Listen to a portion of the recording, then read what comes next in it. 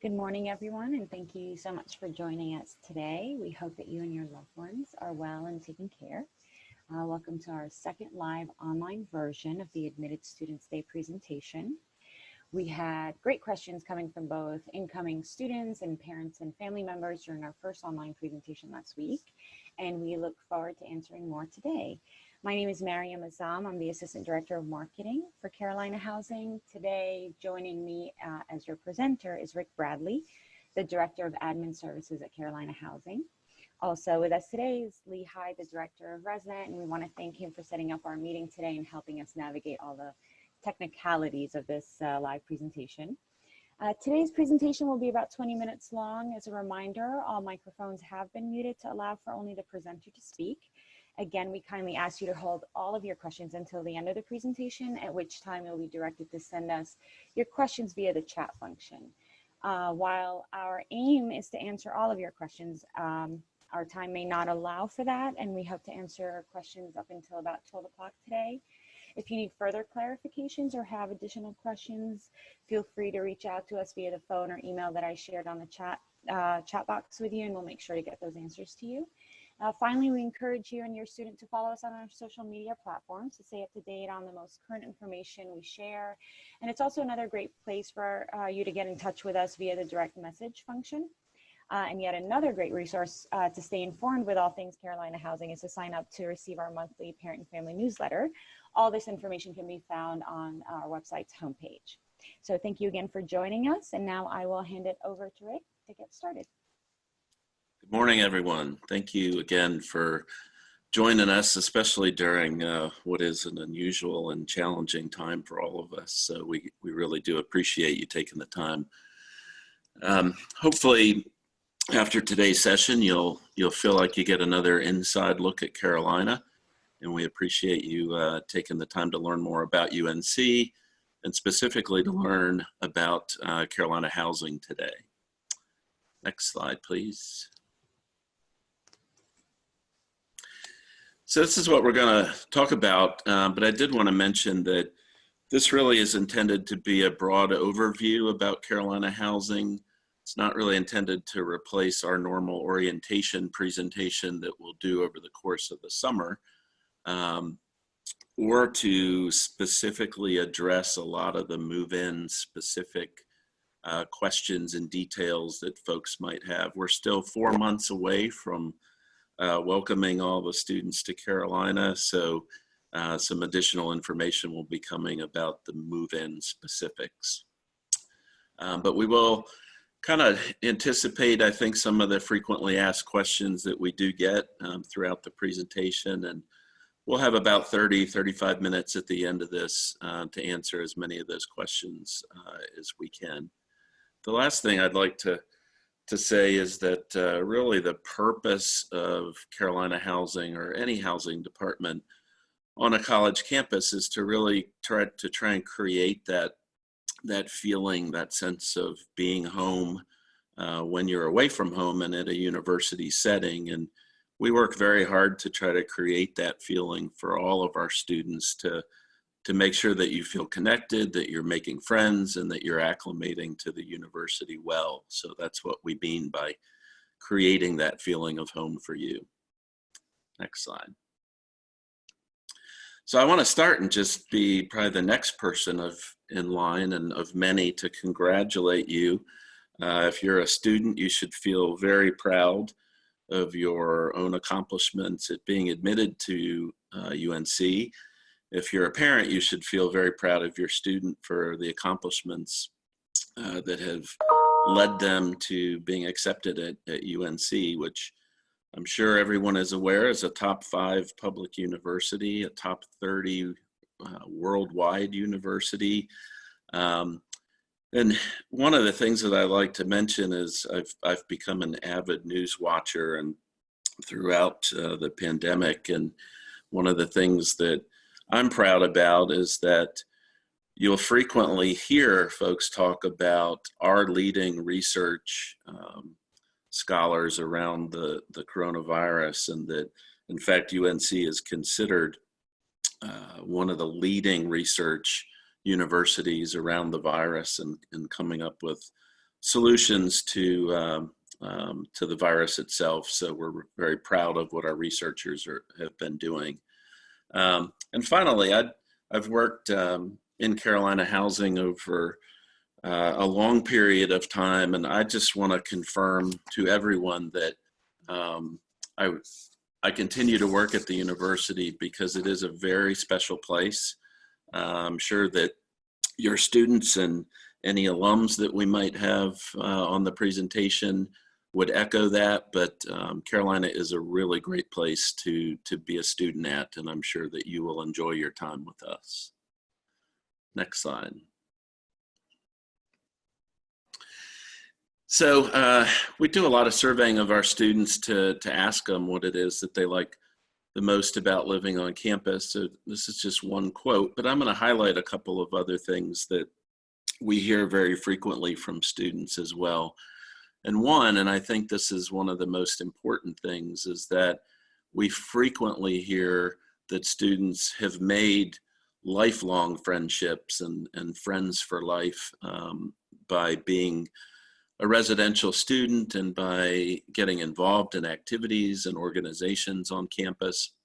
It really has become a place where you will quickly find people that you connect with and have established those lifelong friendships. Some of the other benefits, though, that probably aren't as well known is that students who live on campus are more likely to visit faculty members during their office hours, which is one of the keys to students' academic success. They're more likely to have a campus job, to attend cultural events and activities on campus, sporting activities on campus. So that residential experience really is foundational in terms of a first-year student's acclimation to the university, and really making that connection to campus occurs much more easily by living on campus because you have access to all of those things kind of right where you live. Next slide. So these are some of the kind of real benefits or advantages to living on campus. I'm not going to go through each of these, but I do want to highlight just a couple of them. The first is for a financial benefit. Oftentimes when students live off campus, there are many bills that you would get over the course of a month in addition to rent payment, utilities, and internet access, and all of the other things that you are charged for when living off campus. And really one of the benefits of living on campus, especially from parents or whoever may be paying the bills, is that all of those semester charges for student housing is one charge that will be on your student account. So it really makes just that planning your financial semester much easier because you know ahead of time what the cost of that is. Also highlight our staff. They are certainly here to support all of our students, all of our residential students, and really are trained to make sure and ensure that you achieve that level of success academically and personally, so that you are feeling that connection to campus. We place a real emphasis on safety that is mentioned here. Safety of our residents, creating secure residential facilities is one of our key core values that we believe in. So we will always err on the side of safety for our residents, including partnerships with UNC Police that patrols the campus and actually oftentimes will come into our buildings when called upon by our staff to assist in resolving situations or providing resource to our students. We also like to highlight a lot of these partners that are listed here, particularly those that connect us to the academic mission of the university. That really is our core advantage as a residential campus. It's what off-campus competitors can't do, is to really provide that academic connection to students. So we'll talk about some of those key partnerships in just a minute, but we do value those partnerships greatly. Next slide. So a little bit more about our staff. Our community directors are full-time staff. There are 17 of them across campus that manage each of our 17 different residential communities. They live on the campus, so they live within their community in an apartment. They have an office within the community that they managed, and they are a well-trained resource really broadly about all of the campus resources that are available. So not just about sort of your residential experience, but they've been well trained to be a key resource for all students about academic challenges that you may encounter, about programmatic initiatives across the campus, and really just provide that broad-based resource. And these are folks that have a real passion to work with college-age students. Most of them have graduate degrees in higher education administration or a related field. So this is the kind of work that they want to do, and they are eager to meet and interact with all of our residential students. Many of us have heard of resident advisors. We have about 240 across campus. And oftentimes I think that individuals think about RAs as sort of the disciplinarian on the floor, or the person that documents students when things go wrong. And although that's a component of their job, we really highlight some of the other roles that a resident advisor plays. And that includes being a counselor, being a friend, and really a resource and a connection point for students. I've been really impressed with our RA staff and what we hear from residents about what a great value that the RAs are to them, and what a great resource and how well trained they are. So they really are that connection point for you as a student if you have questions as you're transitioning to Carolina. We also have office assistants that in each of those community offices, there's sort of a person that's out at the front desk that provides immediate resource information, or submits work orders, or if you've lost a key, gets a key replacement for you. And they are also there just as a resource and point of for you. We're one of the largest campus employers, so we have about 500 student employees, including these OAs, and also about 50 residential computing consultants that are live-in undergraduate students that provide technical resources for you, as well as assistance if you're having any network challenges connecting to the internet, or program resources as well of a technical nature. Next slide.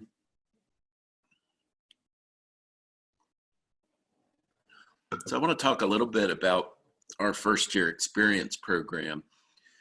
By virtue of living on campus as a first year student, you are automatically a part of our first year experience program.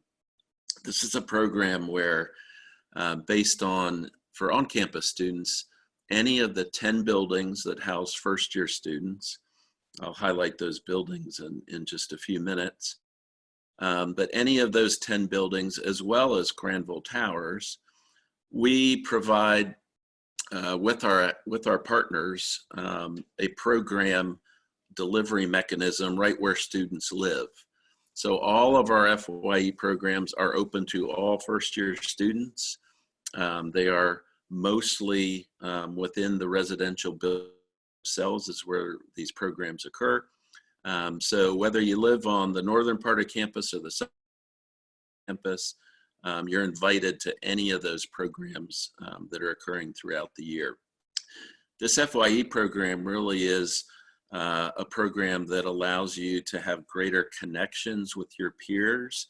So many of these programs are social in nature and provide just alternative programs during weekends or evening hours that allows you to just interact with peer groups more effectively. It also has allowed us to sort of target those resources, again, right where students live, by only having 10 buildings that first year students live in, as opposed to spread out throughout the campus. So it allows us to do that in a much more targeted way.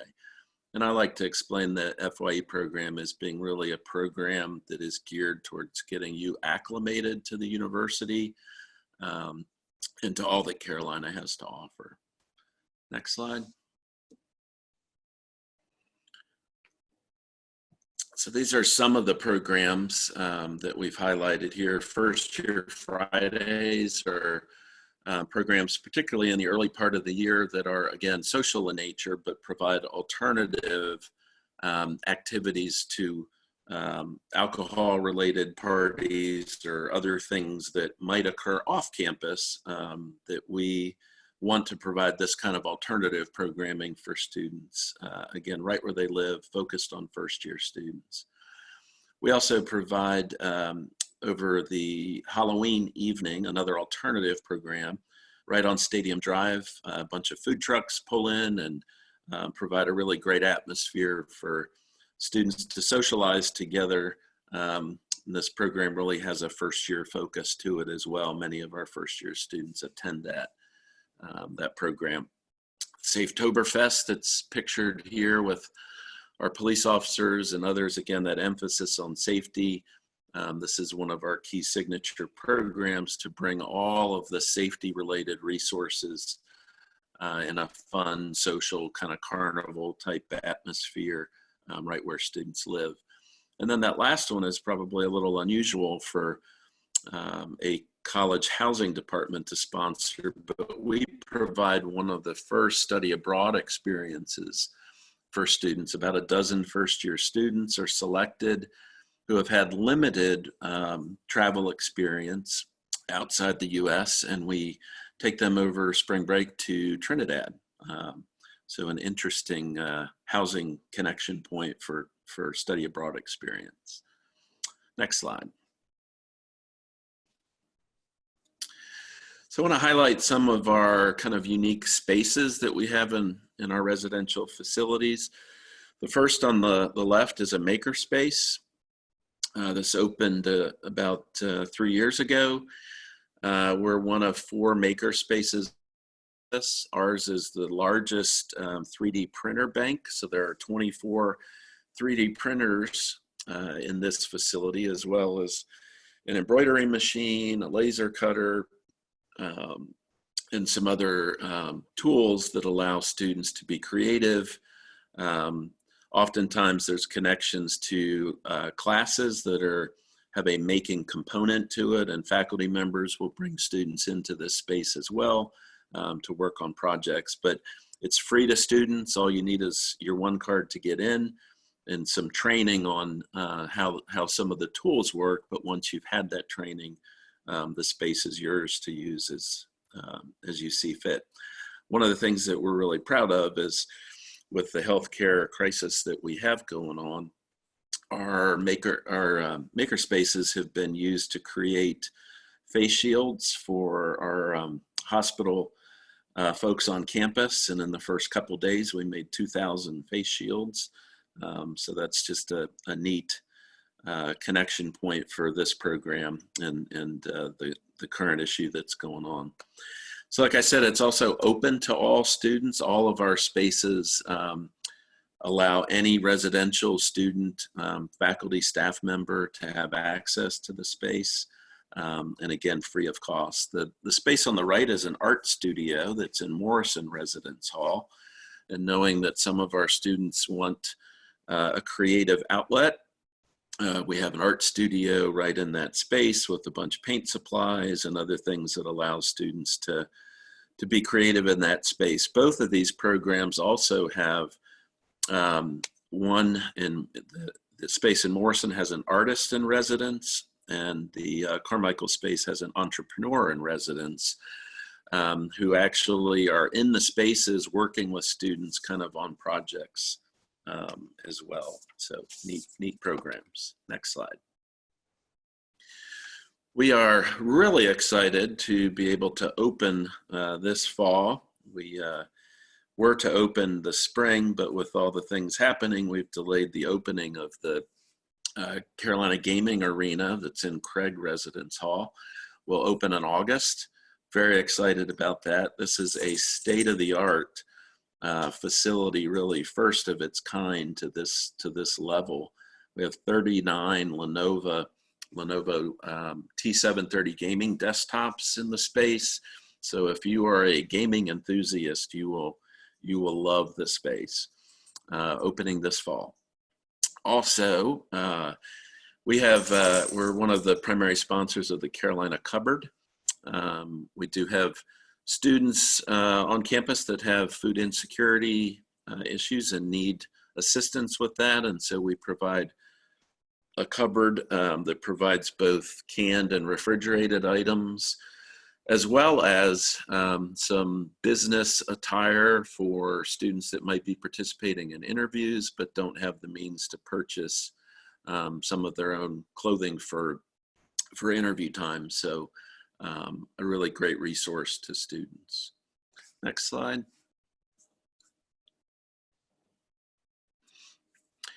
So in Hardin Residence Hall, we have an academic advising and career services hub. So we actually carved out in this space, office space for academic advisors to be right where students live. It's a great resource and great program partnership with academic advising.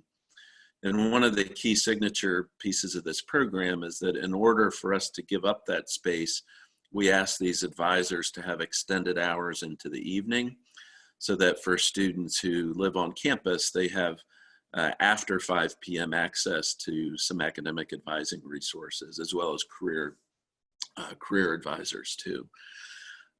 Is a component of our FYE program that I mentioned earlier. These advisors will come out to the first year residence halls and assist students with drop and add and just course registration at key times. They're right there to provide those resources for students. The picture on the right is many of our facilities are a part of our Edible Campus initiative. So we have a number of sites right by residence halls that have garden spots for fresh vegetables and things that students can pick and consume. So a neat program as well. Next slide.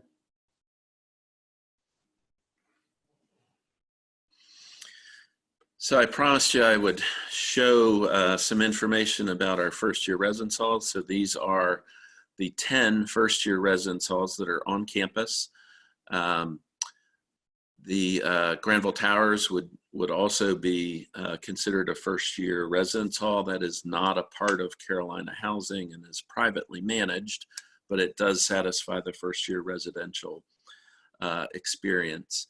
So I'm going to try to do a very quick overview, and some of you may have questions about this as well, but these 10 residence halls really can be categorized into 3 groups. So the first group I'm going to talk about includes Craig, Hinton James, and Airing House. Those are all suite style with 4 bedrooms, double rooms, so 8 students sharing a bathroom. So all 3 of those buildings are very similar, all on South Campus, all a high rise. And these are our largest buildings, so this is where many first year students will be assigned. 2 other buildings that are a little different, Craig North and Corey and Horton. So I should have said Craig North is a building that we use as flex space. Depending on our admissions number, we may or may not need Craig North for first year students, but if the yield is higher from admissions, then we would open a couple floors in Craig North for first year students. So let me talk mostly about Horton and Corey, but Craig North also fits this. These are 2 bedrooms, so 4 students sharing a bathroom. Not high-rise buildings, but about 4 stories in each one, so a little smaller residence halls. And then the other buildings, Aycock and Graham, Stacy Lewis and Everett, are in a community called Lower Quad on North Campus. Each of these buildings only has between 90 and 100 students. They're all double rooms, but are on a long corridor with 1 large bathroom for that floor. So that gives you just sort of a quick overview of our first year residence halls. The statistics up top is the result of a lot of surveying that we do of students. I shouldn't say a lot of surveying. We do a very in-depth survey that has lots of information. And that information really helps us to form decisions on what we will offer and not offer, new improvements, changes to our policies, new resources that we provide. So we really are a data-driven organization and listen to what our students are telling us in order for us to be the best home that we can be. I think it's important to note too that we use that data because after the first year, a student at Carolina has a choice to live on campus or off campus. And we think it is important to have as many sophomore students living on campus as possible. So in order for us to compete in a very competitive Chapel Hill market against the off-campus population, we need to listen to our students in order to provide the best services and resources that we can. And that's exactly what we do. Next slide. So I want to talk about a couple other options that when you as a student complete your housing application.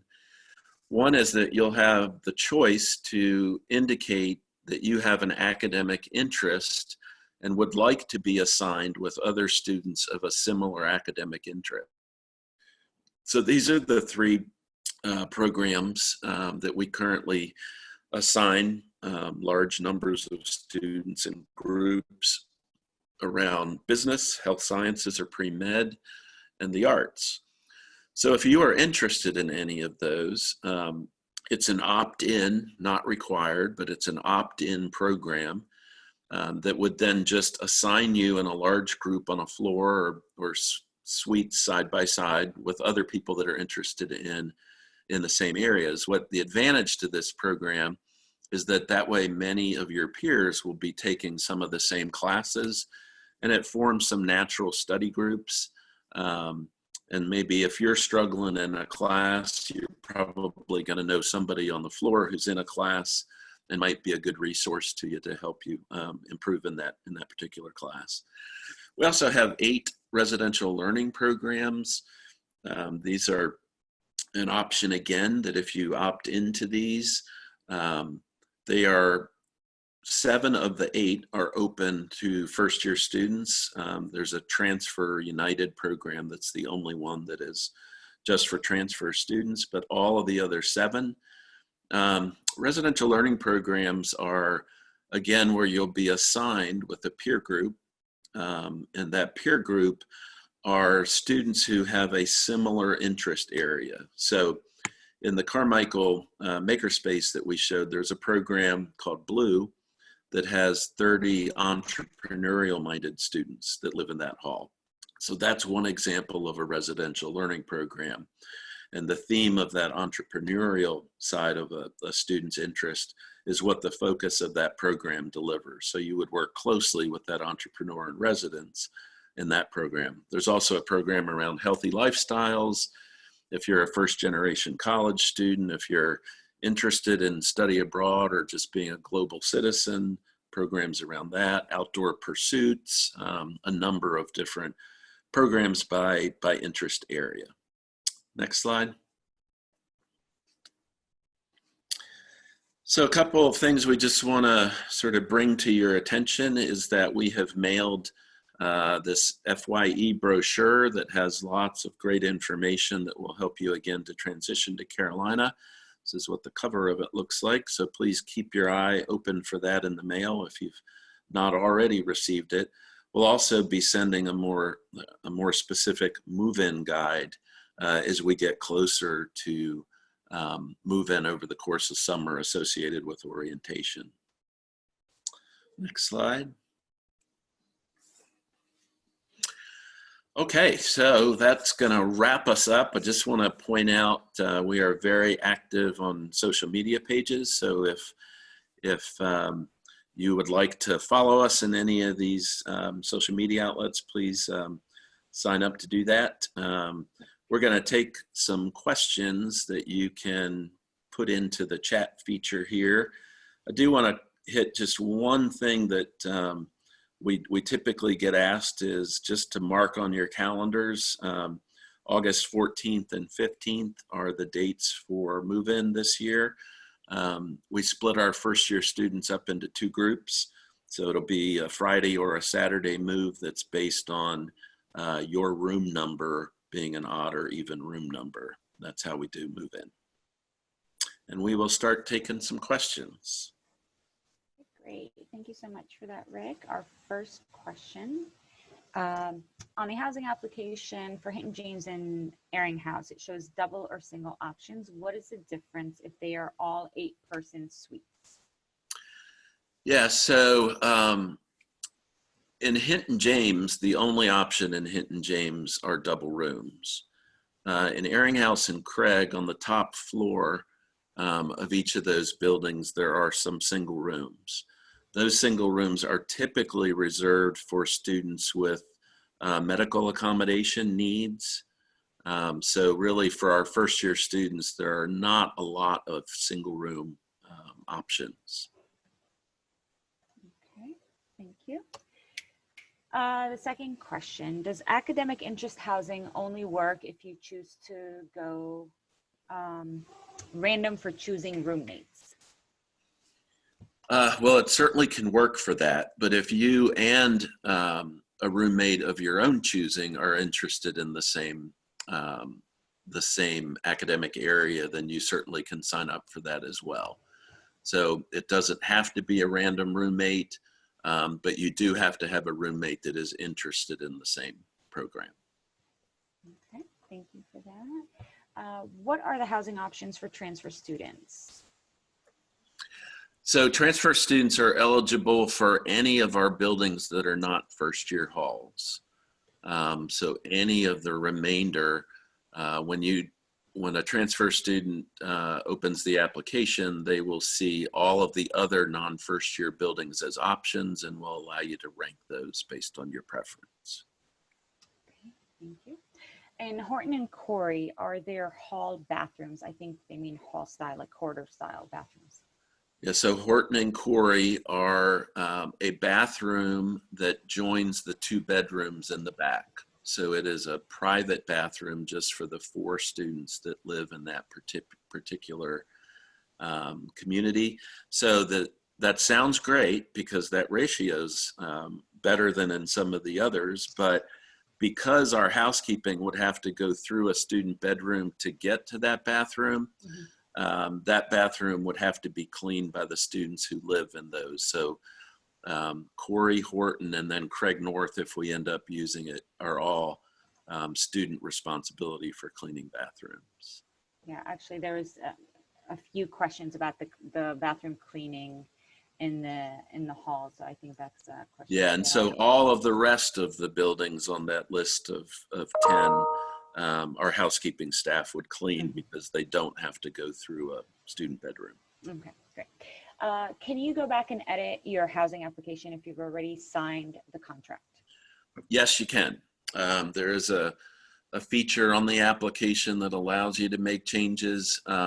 If you are struggling with that, you can certainly give us a call at the main housing number between 8 and 5 Monday through Friday, and our staff can walk you through that. Okay. Do you have to include a roommate preference in order to submit your housing application? No, you don't. So there's a couple of options. Many students do just kind of go random. They don't list anyone. They don't participate in our roommate finder tool, which is available as a part of the application process. That if you do want to have at least some basis for a roommate match, our roommate finder asks a bunch of questions that are sort of some of the basic things that you might want to pair with somebody on. And it also then allows a feature where you can communicate sort of anonymously with that person by email, just to kind of go offline and see if you're a good fit with each other. And then you can add that person. I think we would recommend that you at least participate in the roommate finder so that you are matching on some criteria. Otherwise, our assignment is truly random. It is random just based on gender and based on building preference that another student has. Okay. When is the latest date for submission for a housing application? And still searching for a roommate, so I have waited this long. Should I apply for my housing even without a roommate? Yeah, so I'll give one date, and then Mhm. I'll sort of keep that open a little bit. But the one date is May 15. So you will need to make a decision on coming to Carolina or not by May 1. And then we allow students up till May 15. If you have applied for housing by that date, there is no advantage to doing it today or doing it on May 14. What we do is we take all of those applications, a random number is generated in our system, and the applications that came in have a number associated, and it sorts those by that random number. So it truly is a randomized process for making those room assignments. However, so that group will all get assigned. Our goal is to have that first wave of assignments done in advance of orientation starting June 1. If you do not complete your housing application until after May 15, you still will be assigned. It's just you have not been in that first group that gets assigned. Are there any appliances provided for the rooms? So we do not provide any appliances. We do have opportunities for you to rent or purchase through our Residence Hall Association. A micro fridge is the appliance that is an option. Many students will rent or purchase those. In all of our buildings, we have kitchen facilities. If not on every floor, in some of the smaller buildings, it may be every other floor or in a basement area. But those kitchens would have microwave, oven, stove in them. Okay. If you want to only request one person as a roommate, do you still have to create a roommate group for your housing application? So you can just put a student's PID number as long as you each do that outside of a roommate group. If you want more than one person in the space, you do need to create that roommate group. And what that roommate group does is it allows sort of, if you're in a group of 4, the first person that has in that random sort the best number can then pull in the other 3. So there's a real advantage to having that group be able to get a higher sort of priority in terms of matching your building preferences. Is building preference assigned based on application date for when you fill out your housing application? No. So that's where that randomized number comes in. It would sort based on that, not by date. Okay.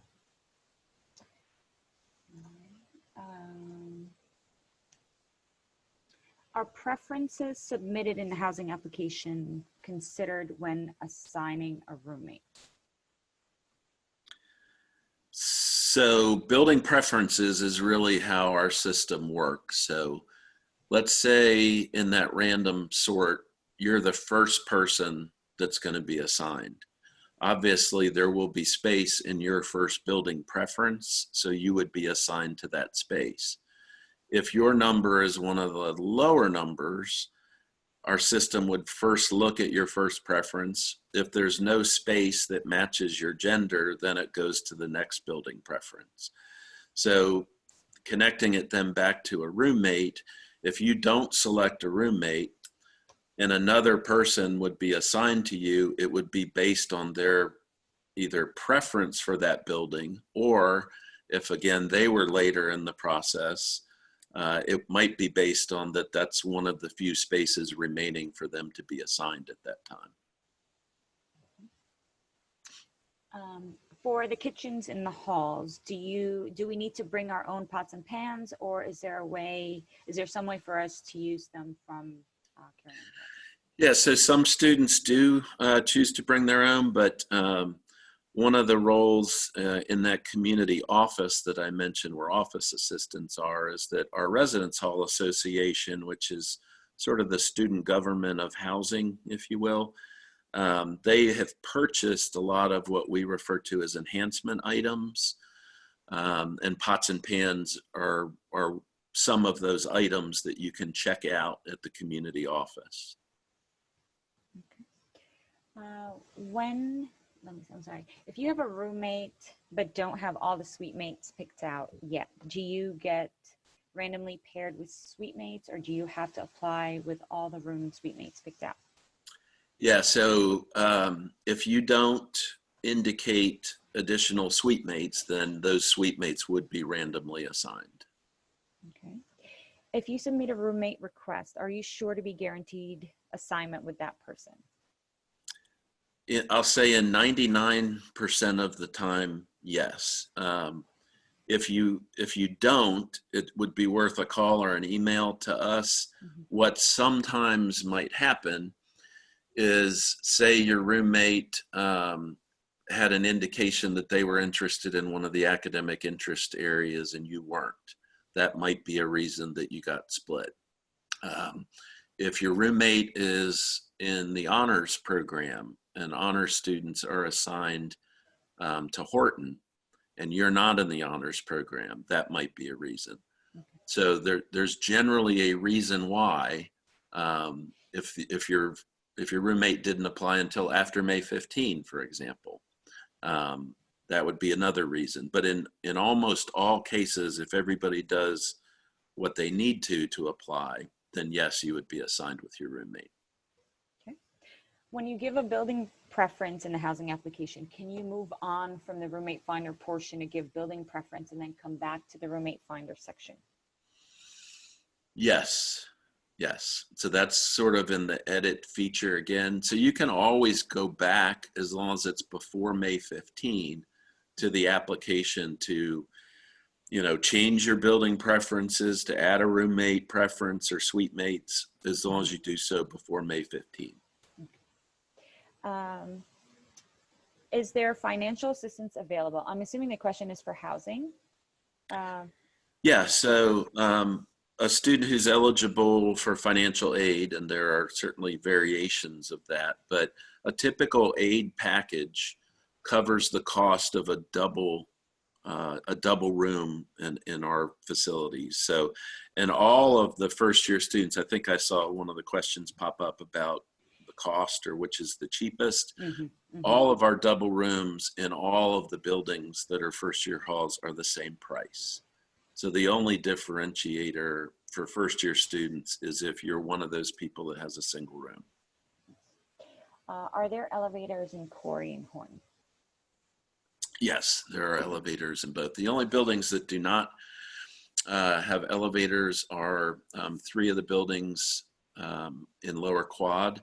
That's Stacy, Everett, and Lewis, but all of the others have elevators. Okay. Well, it seems that we don't have any more questions, unless somebody wants to type one out really fast, but we're pretty much okay with the questions. So unless anybody else has a question, we'll wait a minute or two. We hope that we answered all of your questions, and we hope that you found this to be very informative. Please feel free to reach out to us. We have more questions coming in. All right. Okay, is there a specific date when a roommate agreement option becomes available on the portal? So the housing application becomes available after your enrollment deposit is received. Sometimes there can be a delay in that occurring before it kind of hits our system. But as soon as the housing application is available, the roommate matching feature is embedded in that application. Mm-hmm. How does building and room assignment work for academic interest housing? Yeah, good question. So because of the numbers of people that have indicated an interest in one of those 3, they're not assigned to just one building. So what we do is we still take a look at your building preference, and then we will group, say your top building preference is Craig. If there are other students that listed Craig as a building preference and were interested in business, say there's 30 of those, we would assign that group of 30 in proximity to each other within Craig. So it tries to do both. It looks at your academic interest and then assigns you to your building preference still. Okay. How does, well, I guess this is the same thing. It's about academic interest. When do you get your housing assignment? And I think Lee had answered that, but it's been asked again. So yeah, so we try to make all those assignments in advance of the first orientation session. So right around June 1. Okay. Are there other floor bathrooms in Horton besides the ones in the suites? On the main floor, there is one or two gender designated bathrooms. They do not have showers, but other than the ones in the rooms, those are the only in those buildings.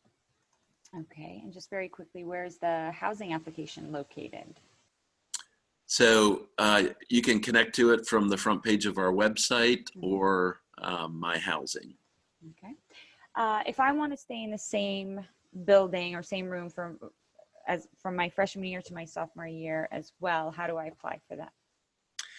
So that is one of the challenges of delivering the FYE program, is that we designate 10 buildings for first year students only.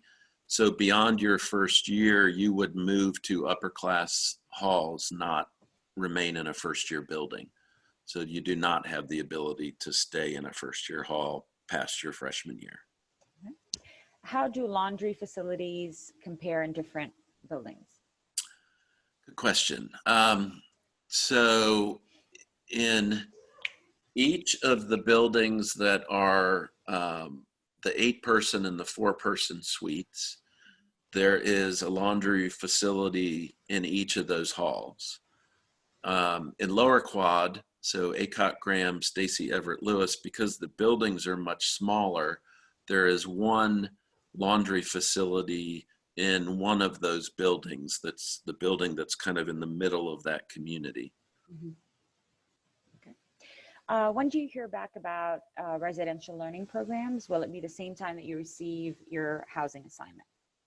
No, generally the residential learning program decisions are made in advance. So the community directors that work with those programs that are in their community are reading those applications on an ongoing basis, and they're making decisions to admit students into those programs on a rolling basis as well. Okay. Does Granville Towers follow the same process, even though it's privately managed? I'm assuming the same housing application process. Yeah, no, so Granville Towers, it's important to note that Granville Towers, because it's privately managed and the business functions are different, has a lease as opposed to the housing application. So you would need to go to the Granville Towers website and lease specifically through them as opposed to the housing. Okay. In the 8-person suite, is there a living space that connects the rooms or just the bathroom? Yeah, the 8-person suites, the only space we have that are suite style that does have a kind of common living room, if you will, is the top 3 floors of Morrison that's available from sophomore year on. Mm-hmm. But these 8-person suites, as well as the 4-person, are just bedrooms and bathroom. There's no common living space. Okay. Is there an appeal process in case I don't like my housing assignment? I mean, we're always willing to talk with a student about any challenge that they have. A lot of times what I'm hesitant to say that the answer to that is yes, because again, if your application had a number that's lower in the system, mm-hmm. and you didn't get one of your top choices, it's likely impossible for us to rectify that, because the reason you wouldn't have is that all those other spaces would be full. So we wouldn't move another student out of a space that the system assigned them to based on the same priority that all students were given. Okay. Can a freshman live with an upperclassman in Erin House? An upper class student would not be eligible to live in Erin House, so no. Okay. If you sign a lease, I mean, it's the Granville Towers, but if you sign a lease with Granville Towers and have a second or third choice, do you have to fill out a separate housing application for the other buildings? I'm assuming the second and third choice would be maybe on campus. Yeah, what we both ask a student to do is to make a decision on whether they would like to live on campus or at Granville Towers. The reason that I would stress that is that these are contracts. So just like if you signed a lease off campus, you need to be aware that this is a contract that you're entering into for campus or Granville. If you do both, you're entering two contracts at the same time. And we do what we can to work with students on that, but you should know going in that there are penalties to breaking either of those contracts once you enter it. What can I do if I determine that my roommate and I are not compatible and can't live with each other? Good question. So we ask basically that everybody who is assigned as a roommate give it a try for 2 weeks after we open. If after 2 weeks you still feel that it's not a good roommate situation, you can either work with your community director or work with our assignments office in the main office about getting reassigned. And we certainly do that after that 2-week period. Okay. How can deliveries such as food deliveries, care packages, general mail be made to residential buildings, and how do I get them? Yeah, so I would encourage you on the front page of our website, there's a What's My Address link. You'll see that many more times, and we'll convey that through some of the brochures and things that you'll get. And there's an addressing format that gives the specific street address for your building as well as your room number. All of those packages come to one of 3 package centers on campus that we operate. And the carriers know based on where you live which one of those package centers to go to. And then you would get an email when it's received, and you go pick it up at that respective package center. Do freshmen have to live in a residence hall specifically, or is it fine if they stay in another housing option on campus? I'm assuming it means apartments. So all first-year students have to live in one of the 10 first-year halls or Granville Towers.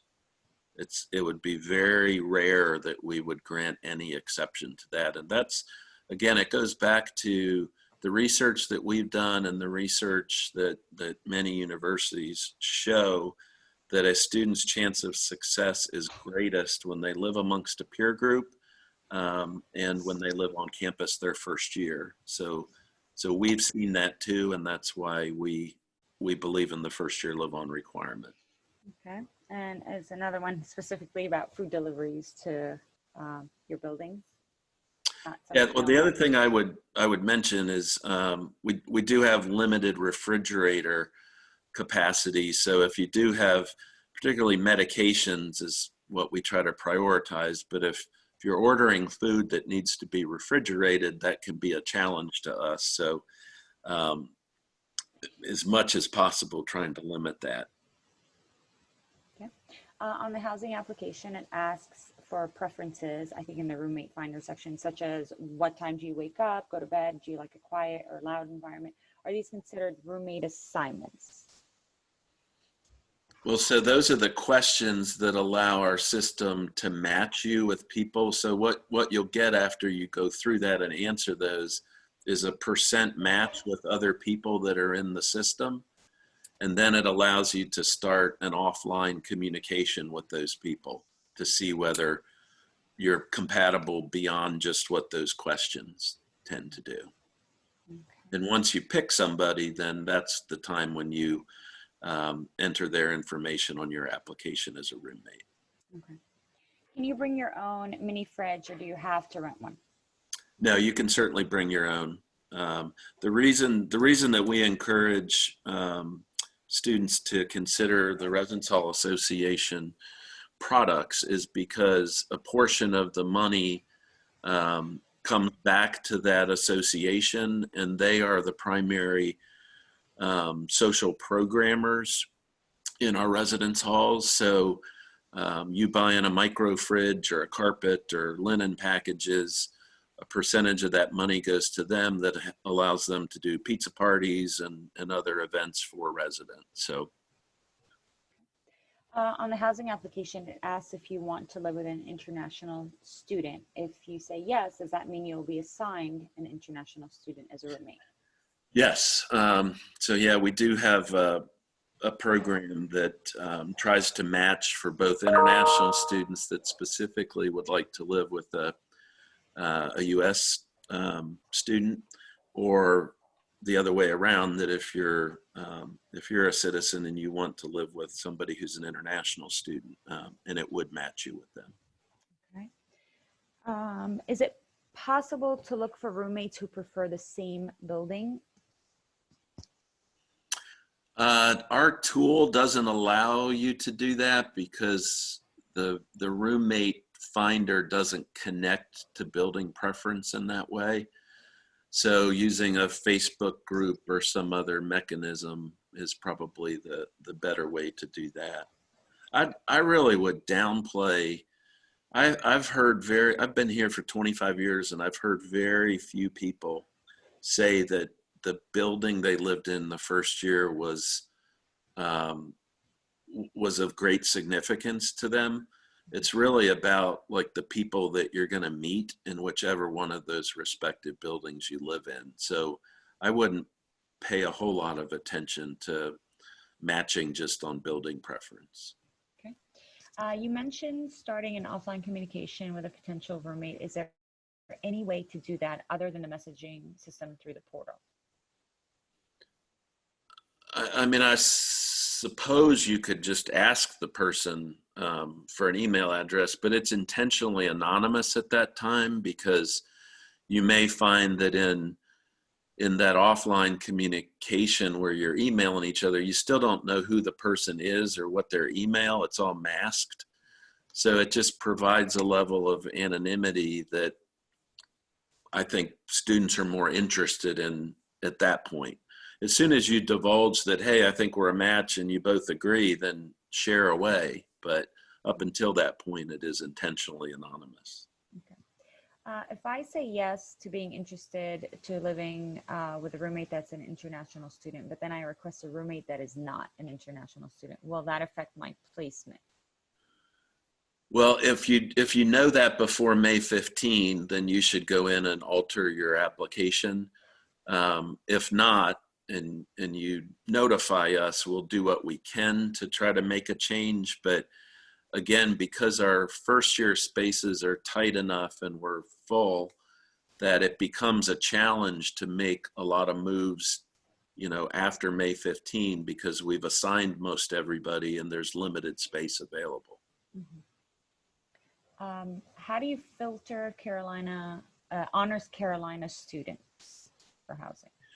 So the honors program admits their own students, and they then notify us, and the student is actually coded in the system as being an honors student. And so the honors students are given access to Horton Residence Hall through the honors program. So, and our first priority is that all of those honors students would be housed in Horton. So that's where sometimes we get asked if you can pull a non-honors roommate into Horton. And the answer in that case is no, because most of the beds there are filled by honors students. You don't have to live in Horton as an honors student. So it's where I always say you have to sometimes make these decisions on, is the roommate more important to me, or is the particular program, whether it's an RLP or the honors program. If one of those is more important to you, then you should pick that. And if you pick the roommate, you likely would not be assigned in Horton. And then there's a question that Lee helped us answer, and it was about lofting beds or freshman year. room beds loftable, and we have upgraded all of our beds, and they're much more easily loftable, if that's a word, in addition to brand new desk chairs as well. So that is something that you can all enjoy. And one last question, because it is noon, and this will be our last question. Which buildings have the biggest rooms? So probably Horton and Quarry. So those buildings opened in 2002, and the rooms are slightly larger in those compared to the others. Not significant, but I mean they are slightly larger. And that concludes our Q&A session and our presentation for today. I want to thank you, Rick and Lee, for helping us today, and thank you everybody who joined us. And we look forward to getting any more questions from you through the many ways that you can reach out to us. And we hope that you take care and have a great rest of your day. Thank you. Thank you, everyone.